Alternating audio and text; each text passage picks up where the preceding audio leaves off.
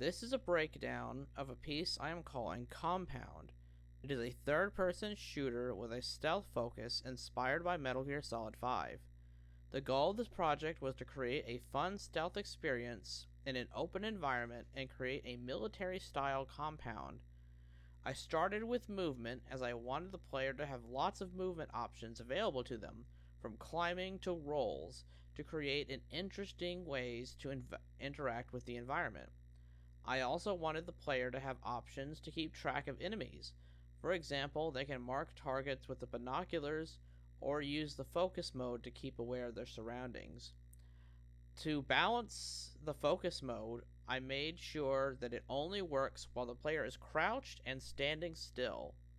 I think there's a lot of games that have this sort of thing, but they don't try to change it too much, so I wanted to do something different with it by making it only work under very certain circumstances. To add to stealth, every light can be shot out, as enemies take longer to see the player if they are in darkness. But to balance it out, I made sure to have enemies who can see in the dark.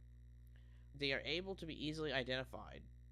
I like the idea of darkness playing a role in stealth and the use of dynamic lights.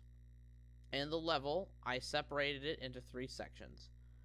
The first is the entrance, an easy to get into area with very little guards, meant to ease the player in and introduce the mechanics.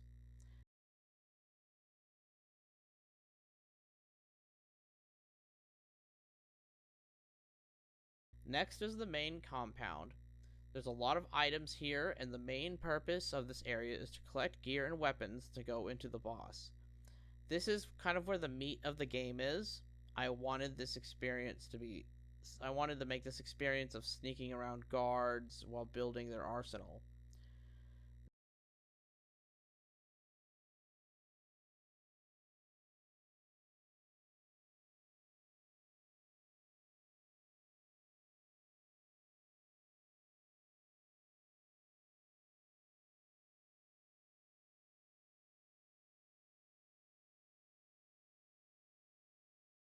The third area is a warehouse. It is a mostly interior and indoor environment with lots of halls and offices.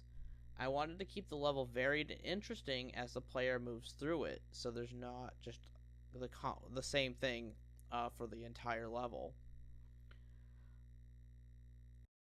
I also made sure there are multiple ways into each zones. I felt like it was important to make sure that there are multiple ways into each zone.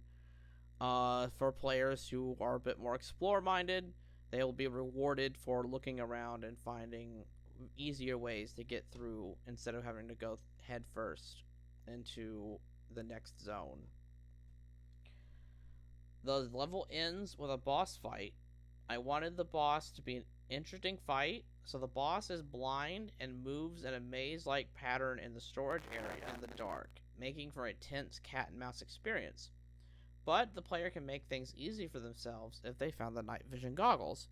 In that way, I wanted to reward players for taking the time to explore the level and be able to find a gadget that would be able to help with this fight. However, the night vision goggles do take up a whole inventory slot, so it is something for them to keep in mind. Thank you for watching this breakdown.